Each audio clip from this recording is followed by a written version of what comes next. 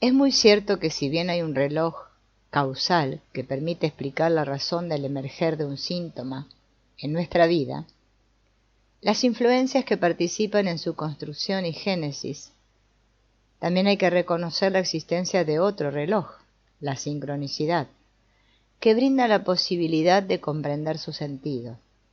Y aquello que da sentido a la vida es sentir. De modo que la causa de la pérdida de sentido, que provoca, por sustitución, la aparición del síntoma en la vida de una persona, manifestación destinada a ocupar el lugar de un afecto que falta, radica en última instancia en la ausencia o bloqueo de la expresión emocional. Así lo que enferma no es sentir, sino reprimir el sentir, el asedio injustificado al fluir de los afectos. En este punto es forzoso tener presente que allí donde un afecto se ha visto impedido de expresión, el síntoma asoma como su representante. Cuando esto sucede, el afecto sofocado se abre a la posibilidad de retornar como afección. De modo que los síntomas son estelas que rememoran antiguas situaciones en donde determinados sentimientos fueron ahogados. Son un lenguaje que narra la historia de una expresión tímica, impedida, apagada o extinguida. Significantes de un significado extraviado para la conciencia. Que lo excluido de la vida yoica retorne y que conozcamos los mecanismos mediante los cuales esto ocurre, nos permite conocer las causas que de una manera más o menos segura están en la raíz de un síntoma. Sin embargo, esta explicación no dice mucho acerca del lugar que éste ocupa en la trama de la vida de quien lo padece. Tampoco da cuenta de su significación ni lo que enseña. Las causas, por más sofisticadas y holísticas que se perfilen, solo responden al porqué de las cosas. La historia narra y explica el acontecer de una enfermedad, pero es muda a la hora de comprender su para qué. Es cierto que la reconstrucción de una biografía aporta un conjunto de respuestas teleológicas reveladoras en torno de los cursos posibles de una enfermedad. Sin embargo, esto no implica deducir sentido en relación a la trama de una vida. Es que la significación de un síntoma en el marco de la terapéutica y dentro de la vida de una persona son dos cosas diferentes. Las explicaciones precipitan sentido en la conciencia del paciente, aunque no lo tenga. Sin embargo, cada paciente es una persona que trasciende los límites de un consultorio o de una teoría científica. La explicación nunca calma tu dolor, solo posterga la sentencia sobre éste, y muchas veces aumenta la ignorancia de uno mismo y embota la comprensión de la situación en la cual te encuentras. Esto no conlleva que explicar y comprender sean perfiles que mantengan entre ellos de manera obligada un maridaje tormentoso. Por el contrario, es posible hacerlos converger, pero no pretender que uno u otro hagan lo que no les corresponde. Es muy cierto que el concepto de causalidad ha sufrido una variedad de modificaciones significativas a lo largo de la historia, pero también es verdad que su esencia parece mantenerse firme. El principio de causalidad se adaptó a las necesidades de los nuevos problemas que la ciencia y la sociedad le planteaban, y por eso sobrevive en muy buenas condiciones, sin haber renunciado a la esencia de su naturaleza. ¿Cuál es? Que cada suceso tiene su causa. Y esto implica varias cosas: que todo ocurre de forma conectada, que nada está aislado, que cualquier hecho, incidente, gracia o desgracia se encuentra ligado a otros en un dinámico proceso de interacción, que un evento se continúa con otros, es decir, la causa precede al efecto. De esta condición última se desprende la necesidad de la línea de tiempo que supone la causalidad y el hecho de que la causa siempre se encuentra en el ayer de lo causado. El reloj causal es el que habla de las influencias que determinan resultados, consecuencias, secuelas y frutos. Su acción se resume en frases como: todo efecto tiene una causa, No existe efecto sin causa. Todo accionar tiene causa. Nada se hace sin causa. Todo cuanto comienza a existir debe tener una causa eficiente. Todo cuanto existe de manera contingente tiene causa eficaz. Sin embargo, la causalidad unívoca se vio obligada por el peso de su misma insuficiencia a ampliarse a lo pluri o multi. Es que una serie causal del tipo virus X genera patología Z, es bastante improbable que se respalde en la realidad, tomando en cuenta la cantidad de factores que concurren en las vicisitudes que estallan en la vida como síntoma. Si bien esta consideración, multicausalidad, es aplicable en la naturaleza, es una afirmación más rotunda aún en lo humano. Sin embargo, incluso contando con la noción de la sobredeterminación en la apreciación de los procesos humanos y aceptando la posibilidad de que esta perspectiva permita descifrar la génesis de un síntoma, conducta o cualquier otra manifestación, tal perspectiva solo alcanzaría a predicar eso, pero no lograría poner en evidencia el significado existencial de tal producción. Con Sigmund Freud, la causa fue al principio de sus reflexiones el trauma, luego el complejo de Edipo y más luego el de castración. Otros investigadores señalan en el origen de las neurosis temas como complejo de inferioridad, abandono materno, etc.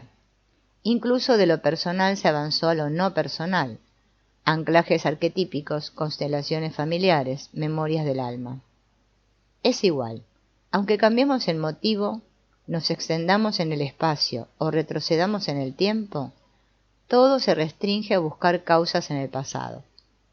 En suma, la causalidad da cuenta de la presencia del pasado en nuestra vida. Eso explica la secuencia de nuestra historia, pero no la trama de nuestra biografía. Indica la cartografía de un organismo, pero no de las intenciones que lo alientan. Para eso hace falta dar un paso más. Desde la sincronicidad, la vida no es fruto de causas, sino de sentidos que se asocian entre sí. Es decir, las relaciones que se establecen entre los sucesos, personas o cosas, no son obra de agentes causales, sino de misteriosas conexiones atemporales, en donde la convergencia de significados es lo que cuenta.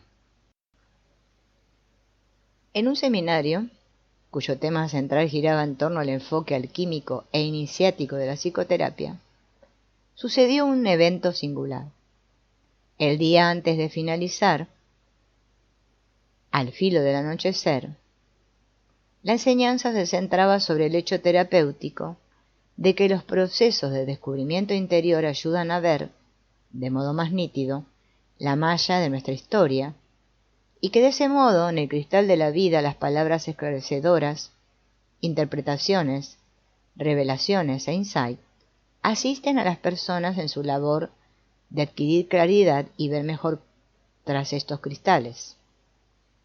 Se insistía en que tal vez esos cristales, que son una elección del alma, para llevarnos a aprender determinadas lecciones de vida, nunca se van a disolver, que jamás las personas van a desistir de tener cristales, pero que no es lo mismo ver la realidad por medio de un cristal sucio o empañado, que verla a través de otro limpio y despejado.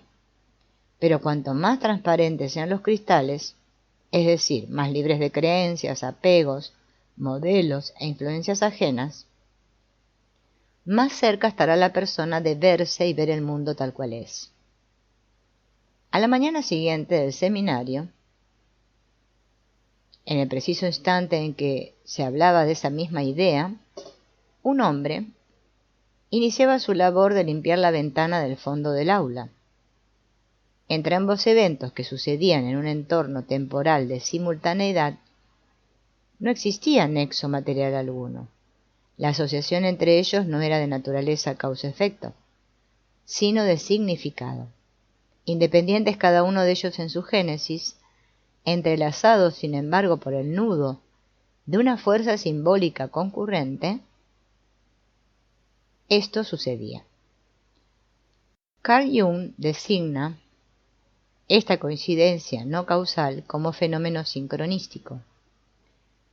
Ahora bien, tanto la sincronicidad como la causalidad son leyes del universo que funcionan de modo constante. Así, en cada instante, aunque no se piense en ello, la ley de la gravedad funciona con independencia de si la conciencia la registra o no. Las 4 grandes leyes causales existen y existieron aún antes de que los hombres pudieran formularlas. La ley de la gravedad era un orden real antes de la caída reveladora de una manzana ante los ojos de Newton. Del mismo modo, la sincronicidad también opera de un modo permanente, pero al igual que la causalidad, no siempre los seres humanos alcanzan conciencia de su accionar. Sin embargo, tal vez con ella existe una cierta resistencia a considerar su validez, a pesar de los testimonios reiterados sobre su presencia y eficacia. Esto se debe no solo a la naturaleza del campo de experiencia en donde se enmarca, sino al hecho de que la sincronicidad es una fuerza de cambio. La causalidad, la gravedad, por ejemplo, nos afectan, pero la sincronicidad nos empuja a la transformación personal. La primera conmociona, la segunda conmueve. Y ya conocemos la repulsa de los seres humanos para abrirse al cambio interior. Todo lo dicho se liga con una particularidad propia de la sincronicidad. ¿Cuál es esta? La sensibilidad. ¿Y qué significa? Que si la persona no registra las sincronicidades que aparecen a su paso, la percepción de este lenguaje de la naturaleza se torna más difícil de aflorar, y cada vez se reconoce menos su presencia en la vida. Por el contrario, a medida que la conciencia se va abriendo y dejando guiar por la sincronicidad, aparece con más fuerza, pero si no es escuchada se aleja de la existencia. Llevando este concepto de desarrollo del proceso enfermar-curar, cobra sentido la afirmación, tan reiterada por Jung, acerca de que la sincronicidad es, por una parte, guía que reorienta a la persona en la noche oscura del alma, cuando abandona las seguridades de la conciencia y la razón, y por otra parte el timón que la dirige hacia donde le corresponde ir a ella, como la ballena a Jonás. ¿Y cómo se logra que la sincronicidad adquiera tal rol? Trabajando en los pequeños detalles de la vida cotidiana y dejando que la gracia del alma se derrame sobre la conciencia. Cuando se acepta la sincronicidad de lo cotidiano, se descubre la sincronicidad de lo que no lo es.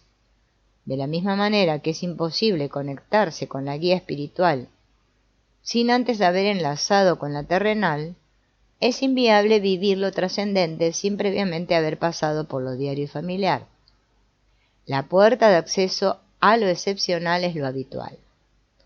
Entonces, es por el sendero de las acciones de lo cotidiano, a lo cual hay que adjuntar la experiencia creativa y el encuentro con los otros, como la sincronicidad se hace real en la vida de cada persona.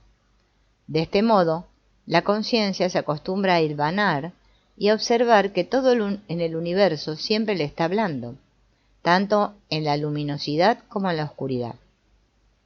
Desde la fundación del trabajo, que hoy se denomina psicoterapia, el objetivo de esta herramienta siempre fue posibilitar el descubrimiento de aspectos de la persona que le eran desconocidas para su conciencia y que Freud enunció bajo la fórmula de hacer consciente lo inconsciente, y a lo cual Jung prefería denominar nuestro encuentro con la sombra.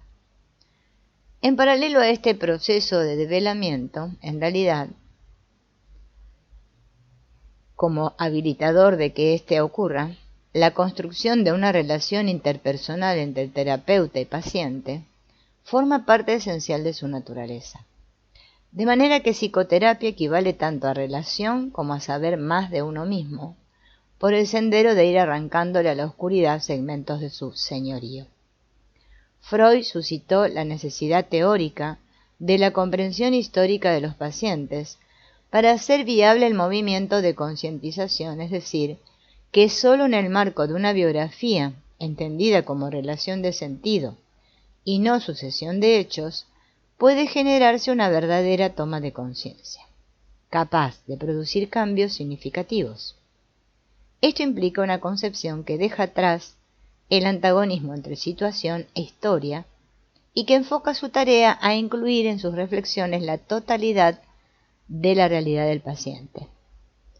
Al revisar las diferentes versiones sobre el proceso de darse cuenta, podemos apreciar el acuerdo en torno de que el producto de su actividad engendra una progresiva inclusión, un crecimiento por mayor comunicación de aspectos hasta este momento disociados. En suma, se crece uniendo todo lo que estaba separado. Tal dinámica comporta pensar que lo denominado nuestra sombra implica una región lógica, no espacial, que abarca todos los aspectos que la persona rechaza de sí misma, y puesto que no los admite dentro de sí, el proceso de individuación no puede cumplirse. Y para que esto suceda se hace ineludible la integración de todo el individuo. La sombra representa, pues, nuestra cara oculta y excluida, a la cual Jung se refiere como nuestra hermana de la oscuridad, que aunque invisible forma parte de nuestra totalidad. Este reino inconsciente es atemporal y está regido por una lógica que evade las leyes de la causalidad, y su constitución está nutrida por la presencia de una operación psicológica que Freud describe como represión, dispositivo inherente a la vida psíquica que opera tanto en términos de la filogenia como de la ontogenia. En el primer caso, este acontecimiento se ubica en el momento del paso hipotético de la naturaleza a la cultura. En el segundo se despliega en torno de los procesos que desde el nacimiento en adelante actúan como los responsables de suprimir los contenidos rechazables y dolorosos para la conciencia. En este sentido, si bien la represión funciona como una defensa, sus intereses van en una dirección opuesta a la realización e individuación. Pero sucede que los contenidos rechazados no desaparecen, por el contrario, crecen. La sombra nunca está en reposo, y cada día la persona necesita destinar mayor energía para mantenerlos alejados del contacto consciente. Como dice Jung, el consciente se puede amaestrar como un papagayo, no, sin embargo, el inconsciente. Por esta razón, San Agustín ha expresado su agradecimiento a Dios por no haberlo hecho responsable de sus sueños. Como se va empobreciendo en sus capacidades creativas y por otra lo reprimido retorna, de manera deformada, bajo la figura de sueños, síntomas y vínculos. Es justamente mediante la observación de estas figuras como podemos interpretar el tenor de lo ocultado. En otras palabras, mientras la sombra permanezca como tal, el hombre se encuentra esclavizado a sus dictados e impedido de sanar los desgarrones de su integración. Por eso, el camino para sanar esta herida consiste en enfrentar la sombra y abrazarla. Como un modo excelente lo describe la novela de Ursula Le Guin, El mago de Terramar. A partir de este lugar, la función del terapeuta consistiría en ser partero de la sombra del paciente, ayudarlo a que dé a luz aquello que se mantiene en la oscuridad del inconsciente y que lo preña de padecimientos psicofísicos y desdichas vinculares.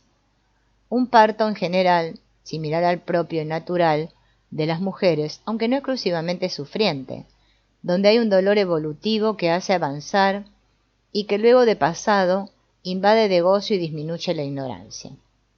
Desde el punto de vista del terapeuta involucrado en el marco de la relación con un paciente a quien está ayudando a enfrentarse con su sombra, vale aquí esta consecuencia de esta lucha por sujetar a la sombra. Por una parte, el yo, reflexión de Nietzsche, hay casos en que los psicólogos somos como los caballos. Nos asustamos de nuestra propia sombra, que se mueve delante de nosotros. El psicólogo tiene que apartarse de su ego para ver y para ayudar al paciente a ver su lado oscuro y temido. Es interesante observar cómo, luego de este hallazgo de sus contenidos inconscientes, la persona se vuelve más compasiva, ya que para desplegar este sentimiento necesita haber vivido la experiencia de atravesar un dolor padecido en carne propia y sobre el cual haya prevalecido. Así el encuentro con la sombra, que nunca es casual, que siempre es sincronístico, que siempre sucede como parte de un trabajo, aun cuando no sepamos que lo estamos haciendo, forma parte del proceso más global de la evolución. Por lo tanto, como estamos destinados a tener que aprender, somos forzados a toparnos con la sombra. Tarde o temprano, según la disposición de nuestra personalidad, deberemos aceptar los dictados del alma. El hacernos uno con la sombra apareja estar cumpliendo con la tarea de esta escuela que es la tierra, alcanzar mayor capacidad de compasión, más sabiduría sobre nosotros mismos, comprensión del plan de la vida, centramiento en nuestra misión y especialmente un creciente dominio de nuestros talentos y fuerzas que dejan de actuar enajenados por la conciencia para ponerse al servicio de la unidad en el amor.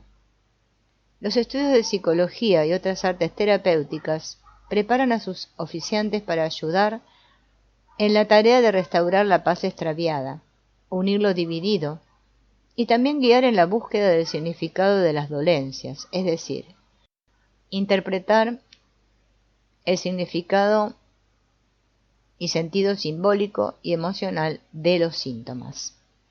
Pero en general no entrenan para advertir que todo padecer es una iniciación, una noche oscura, por la cual hay que transitar hasta llegar al sitio a donde el alma quiere habitar.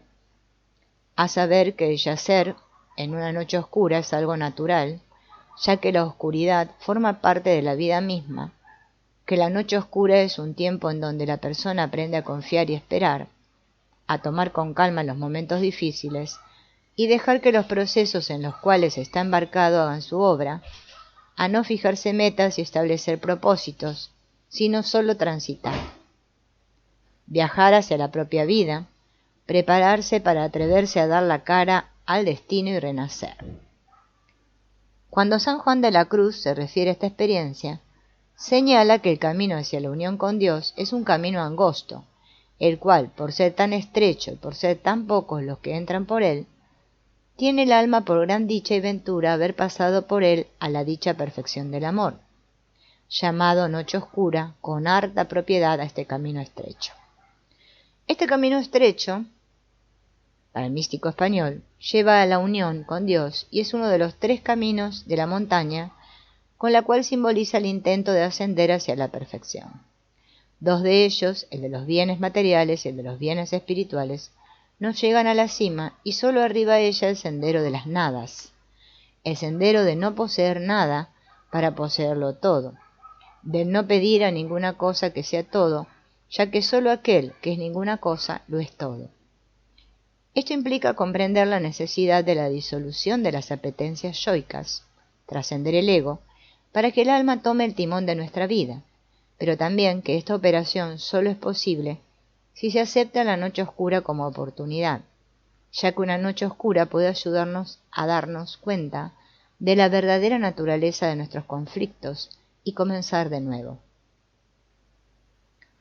Si lo que se busca es la salud o la liberación de problemas, la oscuridad emerge como algo que debe ser superado. Pero si lo que se espera de la vida es que sea una herramienta para disminuir la distancia que nos separa de la plenitud del alma, la oscuridad brinda dones significativos y necesarios para recorrer adecuadamente el sendero de la evolución. Thomas Moore señala que una auténtica noche oscura del alma no es un reto superficial, sino un hecho que le arrebata la alegría de vivir, un hecho externo o un estado de ánimo que incide en lo más profundo de la existencia. No se trata de un solo sentimiento, sino de una ruptura de su propio ser, y quizá tarde un tiempo en atravesar ese túnel. La depresión es una enfermedad psíquica, una noche oscura, es una prueba espiritual. Muchas personas creen que lo importante en la vida es solventar los problemas propios de la vida, pero la felicidad suele ser efímera y uno nunca deja de tener problemas.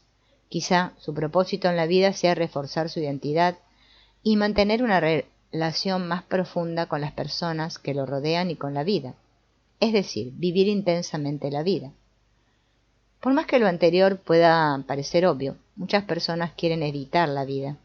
Temen dejar que fluya a través de ellas, de modo que canalizan su vitalidad en ambiciones, adicciones y preocupaciones que no les proporcionan nada valioso.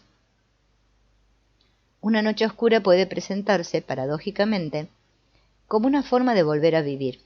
Elimina todo lo superfluo de nuestra vida y nos ayuda a comenzar de nuevo. Este párrafo de Thomas Moore sintetiza la perspectiva que queremos introducir en este territorio terapéutico. La labor del terapeuta no consiste en curar neurosis o enfermedades físicas, sino en acompañar llamados, pruebas y revelaciones espirituales. Ayudar a que las personas purguen y dejen atrás todo aquello que las aparta de la luz y del destino de sus almas.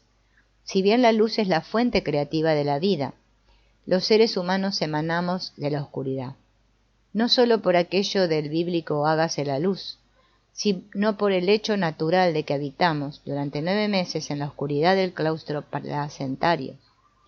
La oscuridad precede a la luz y también es la materia prima a partir de la cual nace la luz. La condición dual, luz y oscuridad, permite construir dos ejes de comparaciones antagónicas en nuestras vidas: luz, conciencia, eros y oscuridad, sombra, tánatos. Sin embargo, tal polaridad serial no es excluyente. La existencia consiste en esa dialéctica de muerte y resurrección, oscuridad y luz, todo al mismo tiempo, y resulta atrayente imaginar la articulación que cuaja como resultado de la interacción dinámica entre ambos polos de luz y oscuridad, el color. Los seres humanos no vemos la luz de manera directa, sino colores, pero en verdad, no todos, sino una gama de ellos, como si existiera una luz esotérica y una esotérica, que no nos resulta accesible a la percepción. De modo metafórico, es posible concebir el hecho de que cuando la luz se emociona se hace color. Por esa vía, el color se convierte en el mediador entre la luz y la oscuridad, entre lo espiritual y lo terrenal, al igual que los afectos son los conectores entre personalidad y alma, cuerpo y psiquismo. Colorear la vida, transformar el mundo en un espacio multicolor, el espíritu en alma, es la labor de los afectos. Cada familia es una gama de colores y cada personaje familiar un tono de esta gama. Hay familias con muchos matices y otras en las cuales el espectro es más restringido. Cada color es un afecto y los colores familiares dominantes indican las temáticas emocionales de cada grupo familiar. Hay colores excluidos y rechazados, otros que se repiten mucho, algunos que desentonan y varios que generan malestar y problemas de aceptación. Incluso hay colores secretos que no se comparten. Hay colores bipolares, simbióticos, disociados. El sol representa lo espiritual y la tierra lo terrenal. El punto medio entre el sol y la tierra es la luna, nuestros afectos, nuestra memoria. Y los afectos son hilos mediante los cuales las hormonas tejen el entramado de nuestras relaciones. Los afectos son la memoria del proceso evolutivo de la especie. Son reproducciones atenuadas de acciones que fueron adecuadas en el pasado, aunque en el presente carezcan de practicidad. En tal sentido, en las respuestas afectivas participa la herencia de movimientos, gestos, reacciones, hábitos y actitudes que se fueron incorporando como patrones de conducta, a través de una larga historia genealógica, y que fueron surgiendo en los descendientes de manera progresiva, a edades cada vez más tempranas, a diferencia de aquellas en las cuales fueron aprendidas por sus antecesores. En suma, hay un espacio para pensar los afectos como patrones de respuesta adaptativa que la especie fue adquiriendo a medida que se le iban planteando cuestiones del vivir. Entonces, los afectos son la presencia del pasado en nuestra vida y cumplen con la tarea de ayudar a los seres humanos a adaptar su organismo a nuevas situaciones que se van presentando. Por ejemplo, si un ser querido muere, la tristeza y el duelo son las respuestas adecuadas para que la persona pueda continuar en equilibrio. Al paso del tiempo, el desarrollo del neocórtex produjo el efecto de atemperar la descarga afectiva original, tal como lo demuestran las investigaciones de las neurociencias. Esto no hubiera sido problema, pero quizá, gracias a la presión del orden patriarcal dominante en nuestra cultura, comenzó a convertirse en uno. Así como lo exponen un numeroso grupo de investigadores de neurociencias, muchas de las dificultades humanas se deben al desarrollo exagerado del cerebro frío, lóbulo prefrontal, a expensas de los afectos, sistema límbico. Esto significa que el exceso de pensamiento y razonamiento verbal, al generar la búsqueda de metas y rendimientos impuestos intelectualmente, conduce a un desequilibrio que el organismo termina pagando en síntomas e infelicidad. En la actualidad nos encontramos con los corolarios de un largo proceso histórico, en el cual los afectos han sido confinados y sujetados a la razón, e incluso son considerados como perturbadores. Esto provoca un funcionamiento donde los afectos son sofocados o solo se les permite manifestarse a medias. Por este camino, los seres humanos hemos perdido contacto con la brújula significativa para la guía de nuestra vida, y nos hemos tornado mediocres afectivos, con las consecuencias y secuelas que se derivan de tal posición. Tales circunstancias fueron conduciendo a una especialización afectiva entre emoción y sentimiento. El alimento no es lo que nos nutre, lo que nutre es lo que el sistema digestivo hace con los alimentos. Lo mismo puede decirse del aire y el oxígeno, o la piel y la caricia. Del mismo modo, en el plano de lo psíquico, no son los sucesos lo que nos nutren, sino lo que hacemos con ellos, si los convertimos en experiencia o los dejamos estancados sin asimilarlos.